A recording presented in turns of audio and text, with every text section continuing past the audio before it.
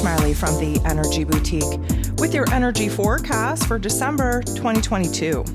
So on December 23rd, we have our new moon taking place in Capricorn energy. Now, this is our last new moon of 2022. It is our second new moon in Capricorn, the first one, of course, being back in January. And because this is taking place at a 1 degree, this is actually a fresh, clean slate. Of course, we just had the solstice just a couple of days ago. That ushered in a brand new energy, brand new soul contracts, brand new life lessons. We essentially closed the door on the last chapter of karma, and we are preparing for a brand new one. Seeing as we are in a brand new season, a brand new cycle, there is this want, need, and desire to push forward, to initiate something new, to bring something new to life. But realistically speaking, we are in a resting period. We are in a reflection period. We are in a recalibration and a realignment period. And this Capricorn energy has us looking back in order to figure out where it is that we want to move forward. Now, I talked about this a couple of times. The energy here today is a little bit low and slow. We definitely seen and felt that shift with the solstice. Now, here's the thing. Capricorn energy wants us to be thinking long term. It's an earth energy, so we have to go low and slow. We have to turn the volume down on our actions in order to do the research, in order to really redefine what it is that we're, doing in the new year, especially. And at a 1 degree, we're setting the tone for a brand new 2-year cycle. We can't forget that Jupiter just re-entered into Aries just hours before the solstice here on the 20th. That was setting the tone for a brand new 12-year cycle. And of course, the solstice energy is ushering us into the last quarter of this astrological calendar and essentially setting the tone for this last quarter of energy, life lessons, and cycles. So we do have a little bit of a mixed match situation of energies coming at us because the new moon, or the dark moon, if you will, because there is no light in the sky, leaves us to sit with ourselves. It's a time of introspection, a time of reflection, a time of rejuvenation. But yet here we are in the busiest time of the season or the year for many of us. And a lot of us are just go, go, go, go, go. Now that is going to catch up with you because we are kind of, going against the grain here with energies. And if you find yourself falling sick or bedridden or just zero energies, it's because you're pushing your body too much. The amount of light codes coming in right now from the cosmos are insane. And the body needs to slow down in order for those light codes to be able to infiltrate our cellular memory and override the old ones. So there is a lot of conflicting energies. And although new moons are about setting intentions for the, cycle to come, this is also a very nostalgic type of energy, as Capricorn energy normally is, because we literally have to go back in order to get to the future, right? We have to revise, review, reflect in order to figure out where it is that we're going from here. So there is a little bit of a tug of war continuing, and, Saturn rules over Capricorn energy, and Saturn is the Lord of karma. He rules over structures and forms, routines, systems. We have to be very methodical with our planning, with our visualization, with our strategy, if we stand a chance of actually manifesting the elements, the foundational cornerstones of what needs to come to life in order for us to be able to build upon that foundation as we move into 2023. So December 23rd, 5:17 a.m. Eastern Standard Time, of course, we are going to have the new moon peak in its energies in this Capricorn energy at 1 degree. This is very, very positive for us to be thinking futuristically. Now, let's talk about a couple of things here. First of all, download your moon guide if you haven't already. Do not sleep on aligning with this moon's energy. This is the most advantageous energy that we have working for us all year. And it would be horrible if you did not carve out a little bit of time for yourself to do the work needed here and now in order to set your future self up for success. So as you work through the moon guide, you will realize a lot of the important factors and features under this new moon that we do not get all the time. One being a stellium. A stellium is when there are more than 3 planets in a particular sign, a particular energy. And right now we have 7. That's right, 7 different planets in Capricorn energy. This is why it's low and slow. This is why it's karmic in nature. This is why we have to focus on the physical realm, what needs to change, what we want to initiate, what we want to begin, what we have to move away from in order to actually have the space to move closer to the elements, of course, that align with where it is that we're actually intending on going. A lot of earth energy. And with this earth energy and Capricorn energy in particular, it is not out of the question to feel a little bit sad, a little bit somber, a little bit serious. Okay, there's a huge karmic weight that comes at us with Capricorn energy, mostly because it is Saturn ruled. Now, Saturn, the big, sky daddy, if you will, he's not trying to punish us, but what he's trying to do is give us some tough love life lessons so that we will not continue to repeat the same past patterns and behaviors. What we want to do here is we need to mature. We need to boss up. We need to tap into our highest wisdom. We are not messing around anymore. 2022 was the year of 6, the year of perfection, the year of building, the year of refinement, the year of taking care of ourselves, weeding out the good from the bad, recognizing what it is that we've outgrown, cutting that off, and creating the space for new elements to actually arrive.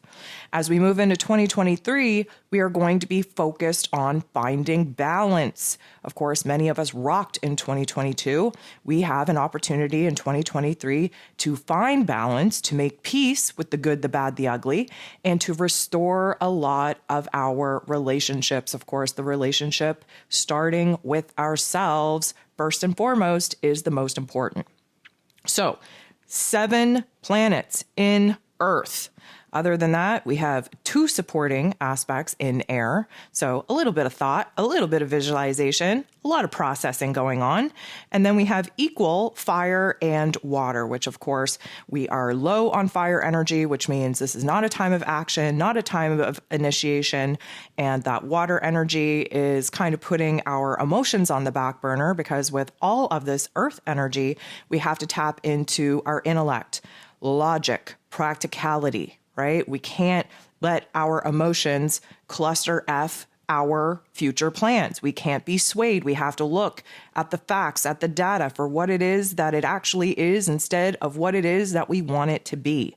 So we have a lot of energies working to help us really focus. We have to be disciplined. We have to be wise, we have to be consistent, and we have to really take a good look at our goals, at our dreams, at our visions, and come up with a logical, practical, methodical way of actually bringing some of these elements to life.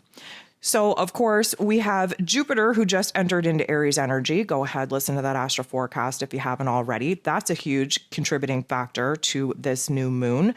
We have Chiron, the wounded healer, who just came out of a 5.5-month retrograde, now direct just hours before this new moon in Capricorn peaks.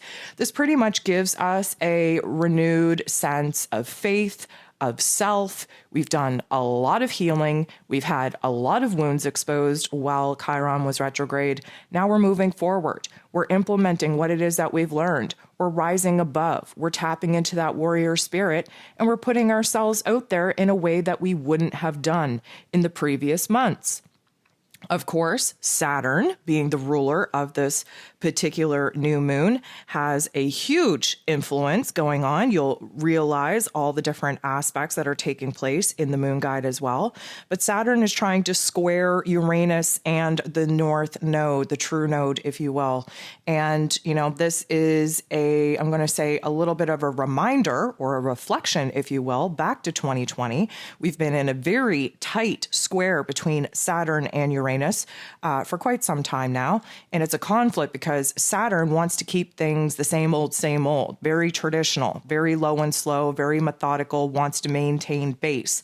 Uranus, on the other hand, is the shock, the awe, the rattle, the shake up, the wake up. We need to change. We need to move forward. We need to be progressive. We need to open up our minds to all of these changes that many of us did not choose for ourselves, but learn how to roll with it. And, you always hear me say, it's better to roll than be dragged. So this is kind of the tension that we're feeling with Mr. Saturn.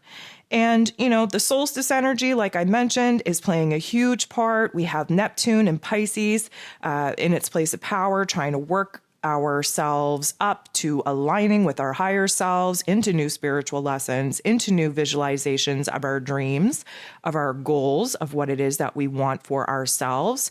We are definitely stepping into a new level of wisdom, a new level of common sense, a new level of maturity.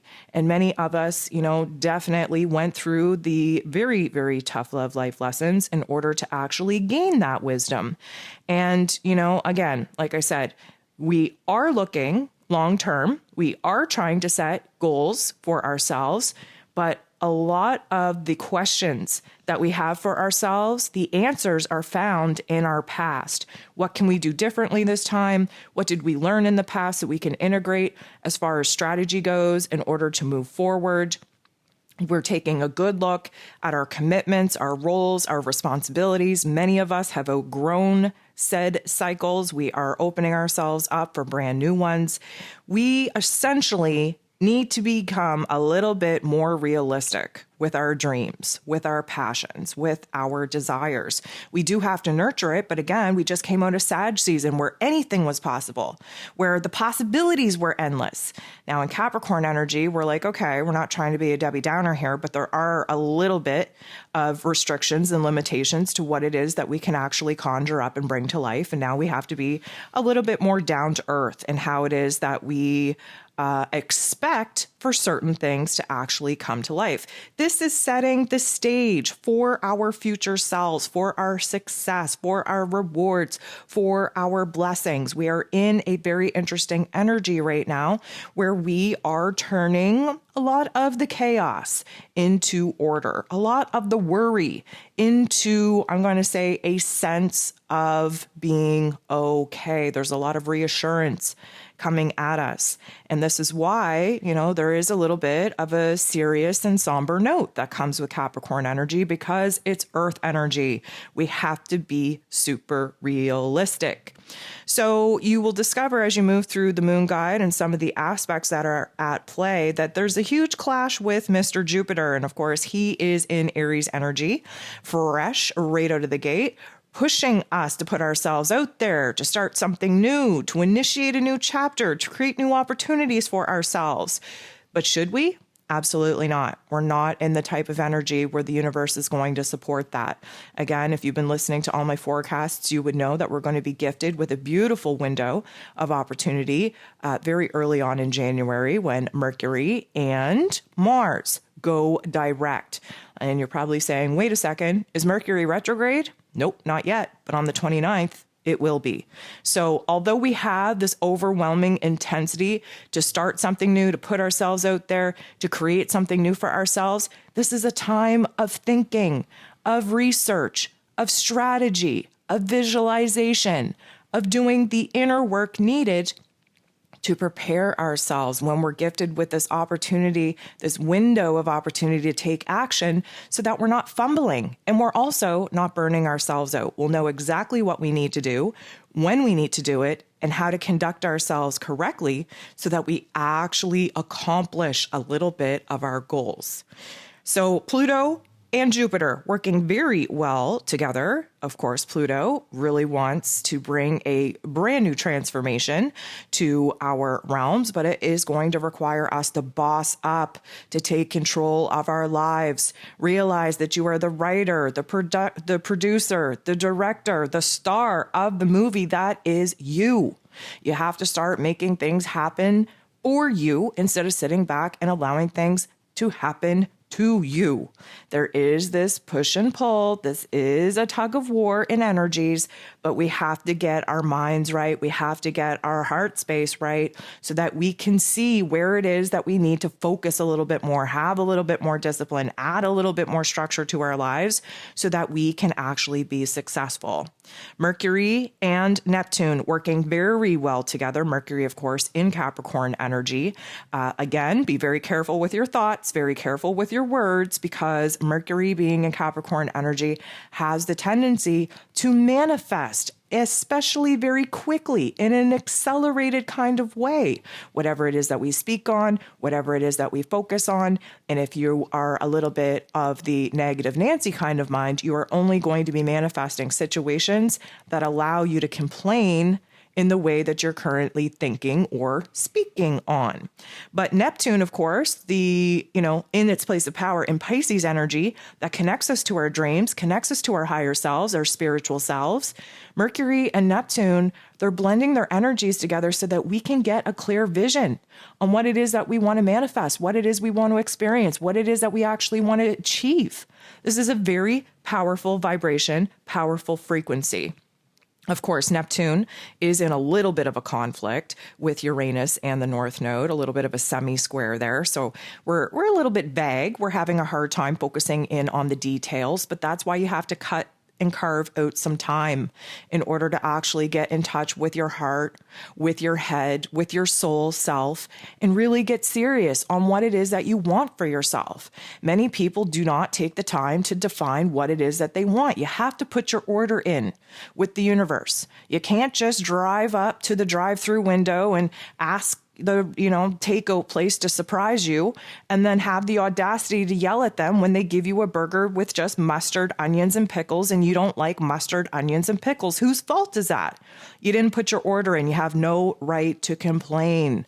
So this is a time where we get to ask the nice drive-through people just for a moment so that we can scan the menu board, figure out what it is we're in the mood for, what it is that we want for ourselves so that we can put our order into the finest detail so that we're going to be happy with what it is that we get when we get to the drive-through window and we get to accept our food, so to speak. I know that's a weird analogy, but you know what? Works for me. Hopefully it works for you.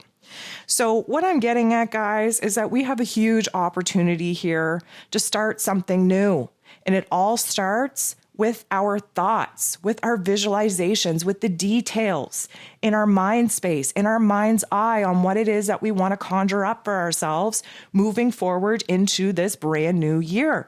And again, at a 1 degree, we're setting the tone for the next 2-year cycle.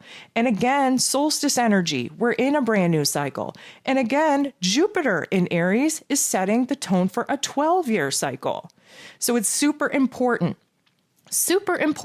that you just take a pause on all this Christmas crap, all of this holiday chaos, and you sit with yourself, you take a couple of deep breaths, you sage yourself, you sage your space, and you get very, very serious on what it is that you actually want to do with your life. What kind of experiences do you want? What kind of changes do you want to make? What kind of goals do you have? What kind of dreams are you trying to manifest?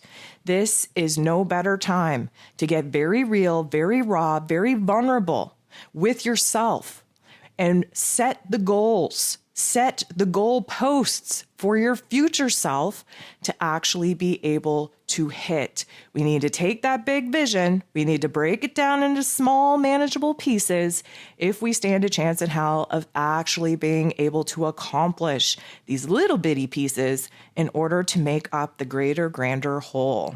So with that being said, I hope that you have a happy holiday season, a happy solstice energy, and a very happy and successful new moon in Capricorn.